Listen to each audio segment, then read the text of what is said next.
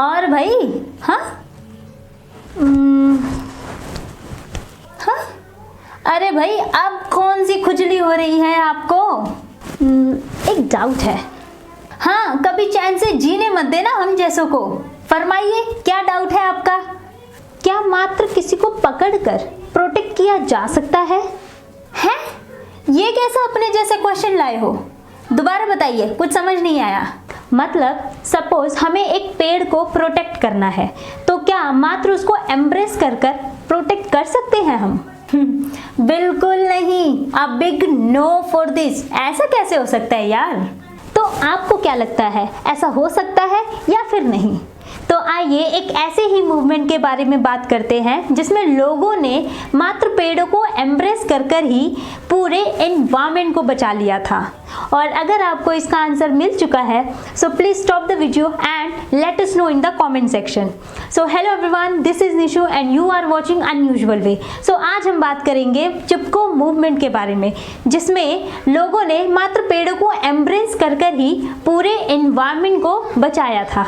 सो आइए बात करते हैं कि आखिर चिपको मूवमेंट शुरू कैसे हुआ। 1973 में उत्तराखंड के चमोली नामक डिस्ट्रिक्ट में विलेजर्स फॉरेस्ट डिपार्टमेंट के पास जाते हैं और उनसे ये परमिशन मांगते हैं कि क्या हम ट्रीज की लकड़ियों का यूज एग्रीकल्चरल टूल्स बनाने के लिए कर सकते हैं। सो फॉरेस्ट डिपार्टमेंट उस समय पे सभी विलेजर्स को मना कर देती है और ये कहती है कि इससे एनवायरमेंटल डिग्रेडेशन होगा।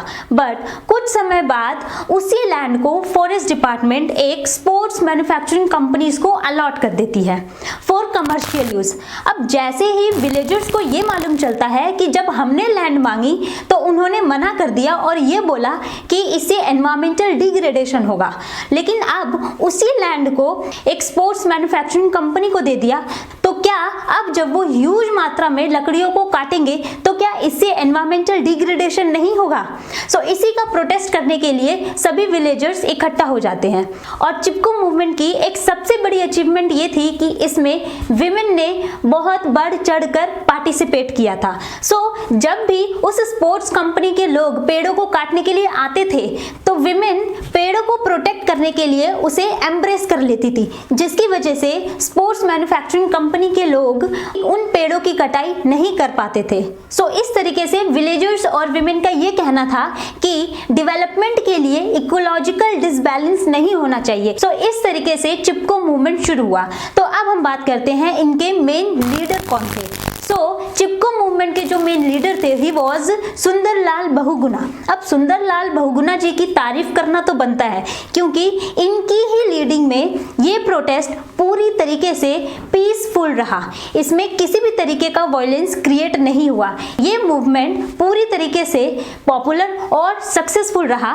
तो आइए अब चिपको मूवमेंट के द्वारा किए गए डिमांड्स के बारे में बात करते हैं। अब इतना पॉपुलर और इतना सक्सेसफुल मूवमेंट करा तो डिमांड कुछ ना कुछ तो रखी ही होंगी। सो पहले डिमांड की बात करते हैं। सो देखिए, हम सभी जानते हैं कि विलेजर्स फॉरेस्ट डिपार्टमेंट से नाराज थे। अब वो नाराज इसलिए थे क्योंकि फॉरेस्ट डिपार्टमेंट ने उन्हें पेड़ों की लकड़ियां काटने से मना कर दिया, लेकिन कुछ समय बाद सेम पैच ऑफ लैंड वो कमर्शियल यूज के लिए एक स्पोर्ट्स कंपनी को अलॉट कर देती है। सो इसी नाराजगी की वजह से विलेजर्स का ये डिमांड था कि लोकल कम्युनिटीज का नेचुरल रिसोर्सेज पे इफेक्टिव कंट्रोल होना चाहिए। तो विलेजर्स का कहना था कि जितने भी नेचुरल रिसोर्सेज हैं, जैसे कि लैंड, वाटर, फॉरेस्ट, इन सभी पे लोकल कम्युनिटीज का कंट्रोल ज्यादा होना चाहिए rather than any other company. So अब बात करते हैं नेक्स्ट डिमांड की।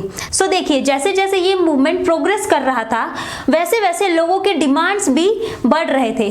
जैसे पहले ये यहीं तक लिमिटेड था कि हमें पेड़ों की कटाई करने की इजाजत दे दी जाए ताकि हम एग्रीकल्चरल टूल्स बना सके, लेकिन जैसे जैसे लोग इसमें जुड़ते गए वैसे डिमांड बढ़ती गई। जैसे कि दूसरी डिमांड इन्होंने रखी कि जो स्मॉल इंडस्ट्रीज हैं उनको लो कॉस्ट पर सभी तरीके के मटेरियल गवर्नमेंट को प्रोवाइड कराने चाहिए। क्यों क्योंकि ऐसे बहुत सारे लोग हैं जो इन सब चीजों को अफोर्ड नहीं कर सकते। तो सेकंड डिमांड उन्होंने यही रखी कि हमें सभी तरीके की मटेरियल लो कॉस्ट पर गवर्नमेंट प्रोवाइड कराए। सो नेक्स्ट डिमांड उन्होंने रखी कि हम ये चाहते हैं कि डेवलपमेंट हो। विलेजर्स का कहना था कि हम ये चाहते हैं कि डेवलपमेंट हो, बट इकोलॉजिकल डिसबैलेंस क्रिएट नहीं करना है। अब ये क्यों कह रहे थे वो लोग? सो अब ये इसलिए कहा जा रहा था क्योंकि वो सभी लोगों का डिपेंडेंसी सिर्फ और सिर्फ फॉरेस्ट था, मतलब वो लोग नेचुरल रिसोर्सेज पर ही डिपेंडेंट थे। तो इसलिए वो कहते थे कि हमें इकोनॉमिकल, सोशल, पॉलिटिकल जितना डेवलपमेंट करना है आप करिए, बट इकोलॉजिकल डिसबैलेंस क्रिएट नहीं करना। सो अब बात करते हैं नेक्स्ट डिमांड की। सो देखिए, जैसे हम सभी जानते हैं कि ये मूवमेंट विमेन पार्टिसिपेशन के लिए बहुत एक्टिव था, मतलब इस मूवमेंट में विमेन का पार्टिसिपेशन बहुत बढ़ चढ़कर हुआ। तो अब क्योंकि विमेन इसमें आ चुकी थी, तो विमेन से रिलेटेड कुछ कंसर्न्स भी इस डिमांड में जुड़ चुके थे। जैसे कि विमेन की ही डिमांड थी कि अल्कोहल को बैन किया जाए। अब ये इसलिए कहा जा रहा था क्योंकि मेल्स अल्कोहल कंज्यूम कर कर घर पर डोमेस्टिक वायलेंस क्रिएट करते थे। सो इस तरीके से ये सभी डिमांड रखी गई चिपको मूवमेंट में। अब हम बात करते हैं इस मूवमेंट के कॉन्सिक्वेंसेस के बारे में। सो देखिए, ये मूवमेंट इतना पॉपुलर और इतना सक्सेसफुल रहा कि गवर्नमेंट को ये अनाउंस करना पड़ा कि हम हिमालयन रीजन पर पेड़ों की कटाई को बैन करते हैं फॉर 15 ईयर्स। और ये डिक्लेयर करा गया कि जब तक जितना भी लॉस हुआ है वो पूरा रिकवर नहीं हो जाता, तब तक डिफॉरेस्टेशन नहीं होगा। तो that was all about Chipko movement. If you like that video, so please hit the bell icon and subscribe the channel.